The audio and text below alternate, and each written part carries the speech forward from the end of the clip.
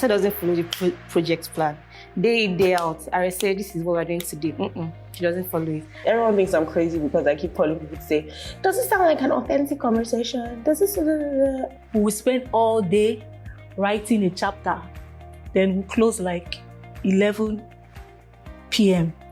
I come back to work the next day and she says, I don't think it's good enough. We have to start again. I'm like, my God. Sequels are never as good as the first one, but I don't want that to be the case with this one. Like, I want them to be like, oh my God, I thought the first book was good, but this one was so much better.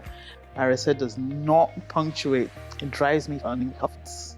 I know you're gonna bleep that, but it drives me nuts. You guys, how far? What's going on? People are harassing me left, right, and center for their money. Someone has just said that we stole her money. Like that she's trying to support us and we stole from her. And we should refund her money. Can you imagine this one just said, somebody just sent me a DM to say that we use her money to as produce TV series.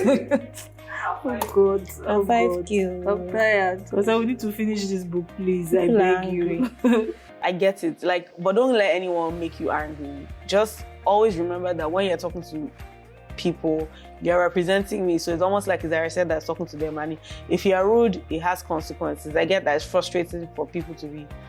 To be honest, right now, I'm super excited because I've been reading some of these chapters and I'm like, girl, you are smart. But I've actually gotten to the point where I feel like we have a good body of work that has like potential. I think that I'm really excited for people to see how the characters grow and develop and tackle issues that like a lot of women deal with and still be who they are without, falling down the rabbit hole. I have to not only put on my hat when I'm the writer and that whole painful process of getting the book out or giving birth to the book, but I also have to think about production, distribution, marketing, like cultivating the audience that's going to buy it and all of that stuff.